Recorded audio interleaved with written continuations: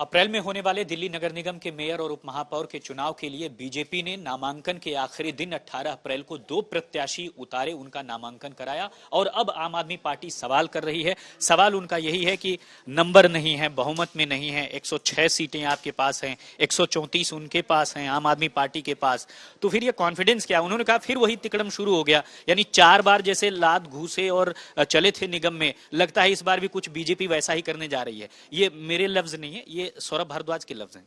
मुझे लगता है सौरभ भारद्वाज अपनी योजना बता रहे हैं कि वो इसी तरह से लात घूसे और बदतमीजी करना चाहते हैं। लोकतांत्रिक व्यवस्था में चुनाव लड़ना किसी भी राजनीतिक दल का अधिकार है। हमारे कैंडिडेट ने नॉमिनेशन भरा है, उनको छटपटाहट क्यों है? उन्हें किस बात की घबराहट है? अगर उनके पास बहुमत है निश्चिंत रहे, हमारे पास नहीं है, हम विपक्ष में बैठेंगे। लेकिन नॉमिनेशन भरना, चुनाव लड़ना वो हमारा अधिकार है। अपने अधिकार का पालन तो हम कर सकते हैं। सौरभ भारद्वाज अपना घर संभालें।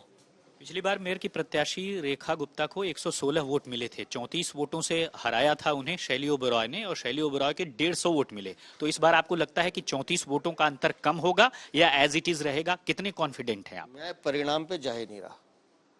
मैं ये कह रहा हूँ कि लोकतांत्रिक व्यवस्था में चुनाव लड़ना हमारा अधिकार है, हम चुनाव लड़ रहे हैं।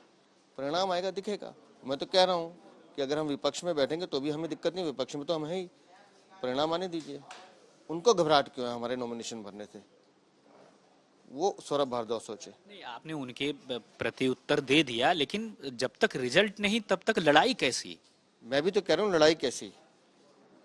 अगर मेयर की एक प्रक्रिया है चुनाव लड़ने की, उसमें नॉमिनेशन भरे जाते हैं, हमने भर दिया, तो आपको 26 तारीख का इंतजार करना चाहिए, उनको भी इंतजार करना चाहिए। अब लगता है कि बीजेपी की ये हालत हो गई है कि उसे पता ही नहीं है कि चुनाव परिणाम क्या होगा। पहले तो आप लोग बहुत कॉन्फिडेंट थे कि मेयर हमारा होगा, और इस बार ऐसा क्या हुआ? अगर बीजेपी को क्या पता है? लगता है सचदेवा जी, ये हार की वजह से आप ऐसी बातें कर रहे हैं। मैं आपको बताता हूँ ना, पहले से ही आपको पता है कि अब हारने वाले हैं। मैं आपको बताता हूँ ना कि मैं अपने घर में क्या पका रहा हूँ, मैं आपको क्यों बताऊंगा?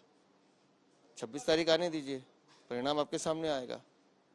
लेकिन उनके जो शब्द हैं, मैं उनकी छटपटाहट से परेशान हूँ कि वो क्यों घबरा रहे हैं।